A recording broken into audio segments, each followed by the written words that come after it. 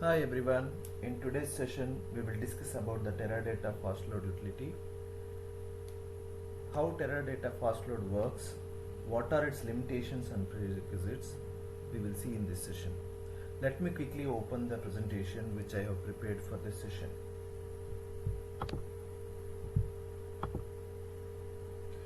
Teradata fastload is a command line utility is used to load huge volume of data into empty tables.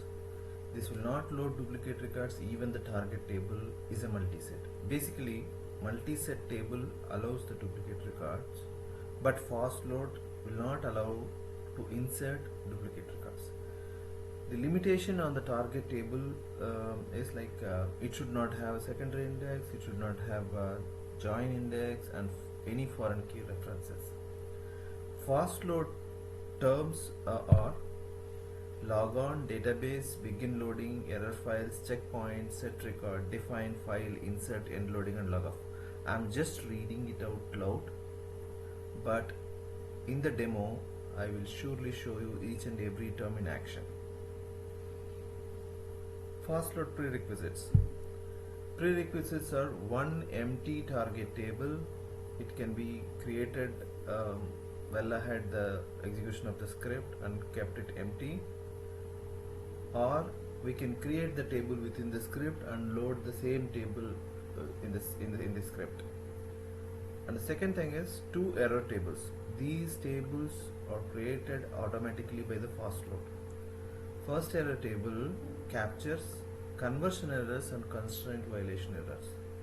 Second error table is used to capture errors caused by the duplicate rows.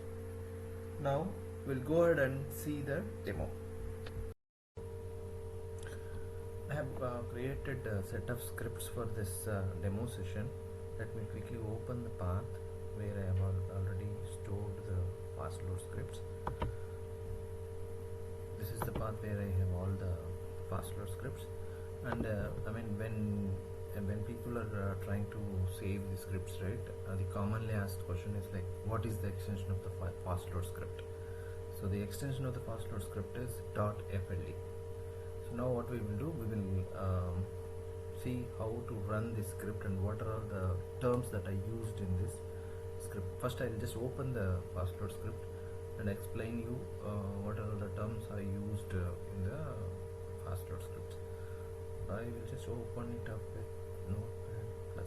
I think it's already there. Okay. So this is the one_fastload.fld. So in this fastload I have used terms like sessions, error limit. All these terms I have read out in the presentation. So those terms only I have used in this script. So sessions 2, meaning this fastload for loading the data from this CSV file to the Teradata table, it will use 2 sessions. That means this line means that error limit, it has a maximum limit of 50 errors. This script is having maximum limit of 50 errors. And logon, and we know very well what is this logon. Logon host name and database, username and password. Database is the database name here. With these 2 lines, you will be able to connect to the database. And set record where text comma is, we are dealing with the comma separated file, so we are mentioning varchar delimiter, where text is delimited comma here. Okay, and then we know that these scripts supports OS commands as well all the SQL commands. So the drop table here is, if this table is already there, it will drop it, and this ET and EV are error tables. If these 2 tables already there, it will drop it. So I just mentioned the drop. If you are running it first time, you don't need to even write this one. So if you have these scripts and the tables are not available, it will clearly say at the time of execution, object is not found to drop the table, something like that. We get a message. Nothing wrong with it, so we can have it here. So what I did is, within this, as I mentioned you earlier, we can do it in 2 ways with the target table. You can create the target table within the script, and you can load the target table within the script. So I have taken this approach for this demo. So I'm creating a table. In the CSV file we have two fields. Let me open the CSV file where I have it, data samples. Under the data samples, CSV. If we open this one, we have two fields. One is employee ID and employee name. For those two fields, what I'm storing here is, what values I'm sending here is, let's see what is there in CSV. It's taking some time to load.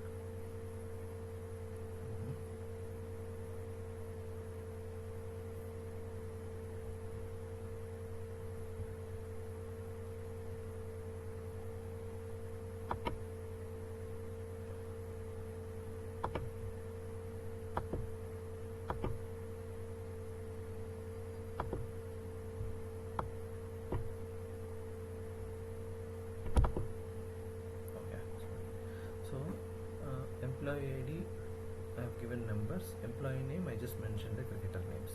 So this is the file. In this file we have these two things: employee ID and employee name. Same thing I mentioned in the table: employee ID varchar of 20, employee name varchar of 50, and the primary index on the employee ID. The record 2 is, see, in the comma separated file we have, in the first row header is there. From the second row onwards data is there. So what it means is, start from second row, ignore the first row, start from second row. And define is like what in the file you have two fields. In these two fields we need to define here. Whatever the value that comes in this variable, in employee ID variable, we will pass the same to the insert. That means it is reading each row from the comma separated value, and it pushes that value to these two variables, and the same variables are pushed to insert statement. So from here we are getting the values, row by row values, in this in underscore employee ID and in underscore employee name. We need to make a note that we have to mention the field types, like data types, same, it should be varchar only. So, and within the brackets we have to mention that. Now which is the begin loading part. So begin loading project work start cricket team underscore new. Error files, as I mentioned you earlier, we need to have two error files. You can name it any in error 1 or error 1 and error 2 to have the uniformity. I just mentioned cricket team underscore ET and cricket team underscore UV. One is for the duplicate records, one is for the conversion and constraint violation errors. So checkpoint 100. Checkpoint we need to discuss little detail. Checkpoint is like, for example, if a file is having 1000 records, after reading the 100 records, in the 105th record it got failed. Till 100 record it gets submitted. So next time when you run the script, the checkpoint is 100. So 100 records already loaded. It will understand that the script needs to start inserting from the 101th record. So that is what is the checkpoint. It is like there will be a log where it will store, you have to start from the 101 record, because our checkpoint says 100 records. So that is the meaning of the checkpoint. So this is an insert. So in which target table we need to insert project works cricket and cricket team underscore new, and the table fields are employee ID and employee name. Values are in EMP ID, in EMP name, end loading, log off. After completion of the loading, it will it will execute the end loading and stops the loading part, then it will log off. So with this, the complete script extracts the data from CSV file and loads that data into cricket team underscore new under the project works database.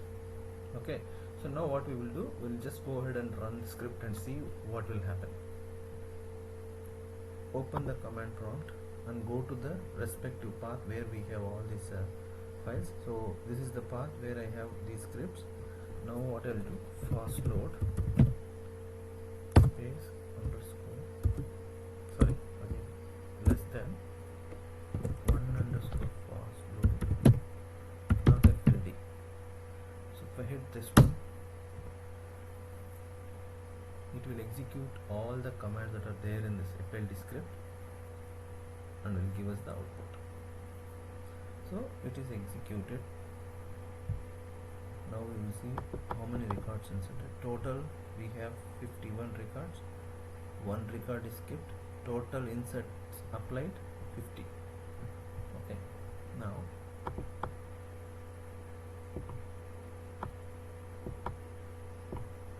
yeah. So it is telling on which phase the current script is. Okay. So now 50 records loaded and one record is skipped.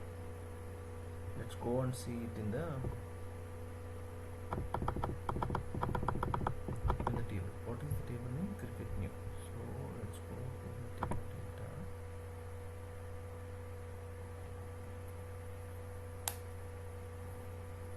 Check the connection.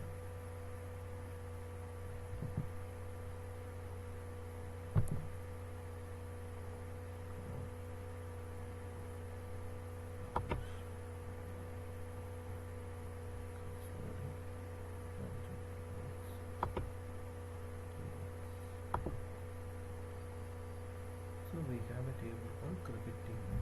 Let's see what is there in it.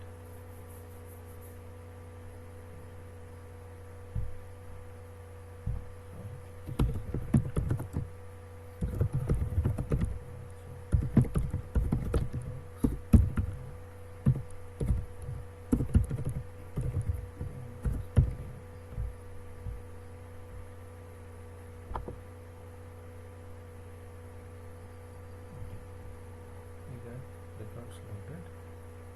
How many records loaded? 50 rows returned. Why one record is not updated? Because that may be the header.